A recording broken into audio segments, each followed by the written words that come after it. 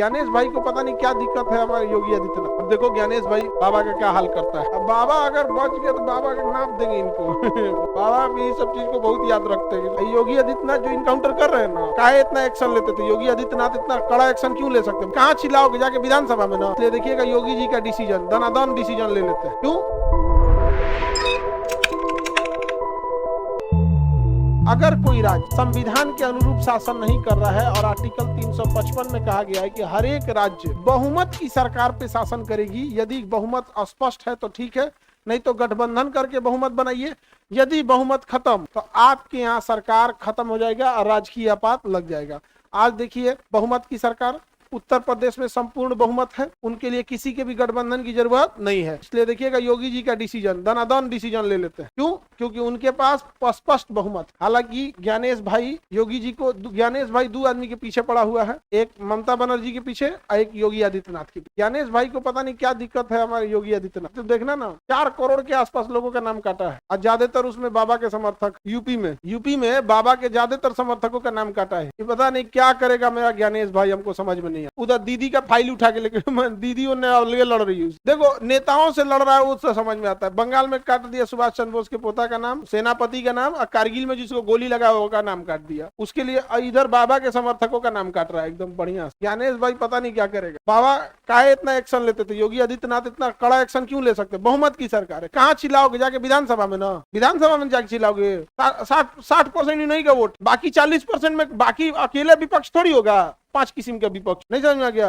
तो जिसके पास बहुमत होता है बड़ी तेज एक्शन लेता है। 2005 में नीतीश कुमार के पास बहुमत था एकदम जबरदस्त, खोज घर में से निकाल इनकाउंटर किए थे। योगी आदित्यनाथ जो इनकाउंटर कर रहे हैं ना, इन नीतीश कुमार का 200% नहीं कर रहे। आप लोग उस समय बहुत छोटे होंगे, 2005-6 में आप लोग का उम्र ही कितना होगा? 1-2 साल पैदा नहीं हुआ था। 2005 में पैदा नहीं हुआ था तुम। अगर जो बहुत सारे बच्चे नहीं हुए होंगे, जो होंगे वो 1-8 साल के होंगे। 2005 में आप अपने पिताजी से माताजी से पूछेगा उस समय, मतलब हम लोग ऐसे देख रहे थे लोग जैसे 8 गो गुंडन का ग्रुप है, अरे 8 मरा गया रे। हाँ 2 घरों वाला मरा गया। नीतीश कुमार को आप कमजोर ऐसे मत, आप नीतीश कुमार के गिरे हुए दिन को देखें और उनके अच्छे दिन आप योगी जी के एकदम चरम वाले दिन को देखें एकदम। अब जैसे कोई मुगल बादशाह को देखा होगा बहादुर शाह जफर के टाइम पे, जो खाए को पैसा नहीं। अब बिहार को अभी आके देखोगे तो क्या मतलब बनता? आगे देखो जब चंद्रगुप्त मौर्य था यहाँ, तो नीतीश कुमार इतना इनकाउंटर कराए, इतना इनकाउंटर। क्यों? बहुमत की सरकार थी। सवाल पूछोगे?